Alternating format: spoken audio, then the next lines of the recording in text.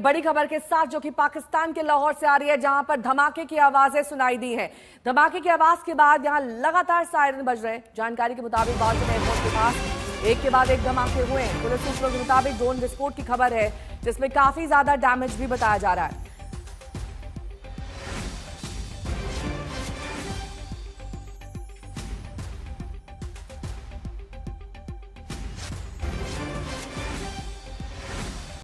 धमाके के बाद लाहौर में लोगों में दहशत है। घरों से बाहर निकल आए लोग। तस्वीरें इसकी गवाही दे रही हैं कि कैसे लोगों में अफरा तफरी का माहौल है। धमाकों की आवाज सुनने के बाद ये सभी लोग अपने घरों और दुकानों को छोड़कर बाहर सड़क पर आ गए।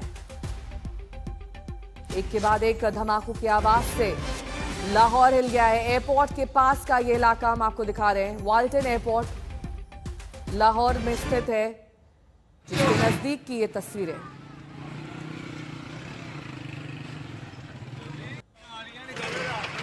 शिवानी मेरी सहयोगी जुड़ गई हैं तमाम जानकारी के साथ। शिवानी, क्या अब जानकारी मिल रही है इन विस्फोटों के बाद? क्या ये कोई ड्रिल के तहत किया गया, और अगर ऐसा किया गया तो ऐसे इलाकों को क्यों नहीं चुना गया जहां पर लोग नहीं थे? देखिए, मैं आपको बता दूं, ये जो लाहौर के वाल्टन रोड का इलाका है और दूसरे दो इलाके हैं, यहाँ पर 3 धमाकों की रिपोर्ट हुई है। और ये जो धमाके हैं, ये इस बात की पुष्टि की जा सकती है, फिलहाल भारत की तरफ से कोई इस तरह का एक्शन नहीं हुआ है। यानी ऑपरेशन सिंदूर का 2.0 जो है, ये उसकी तहत की गई कोई कार्रवाई नहीं है। ये पाकिस्तान के इंटरनल धमाके हैं। ये पाकिस्तान में किस तरह से हुए, इस बात को फिलहाल इसकी तफ्तीश की जानी चाहिए। लेकिन जो सूत्र हमें बता रहे हैं नेहा, वो ये कि कोई पाकिस्तान की फौज और पाकिस्तान की एयरफोर्स की ड्रिल्स वहां पर जारी थी। वो अपना रिस्पांस आंकना चाहते थे, उसकी वजह से उन्होंने कई सारे अपने डिफेंस असेट्स को उस पूरे इलाके में और कई दूसरे बॉर्डर के इलाकों में भी एक्टिवेट किया हुआ था। और हो सकता है कि कोई चूक हुई हो, या हो सकता है उसी के तहत ये धमाके हुए हों।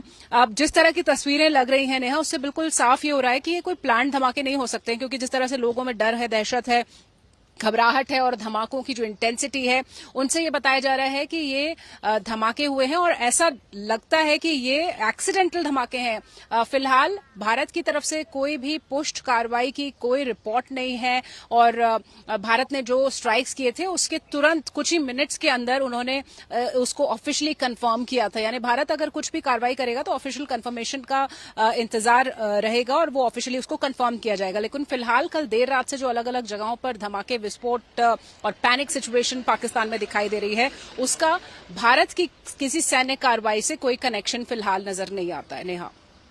लेकिन इस बीच जो पाकिस्तानी मीडिया है वो भी इन पर रिपोर्ट्स दिखा रहा होगा। शिवानी, वो क्या कह रहे हैं, और क्या अलग अलग मीडिया अलग अलग रिपोर्ट्स दिखा रहे हैं?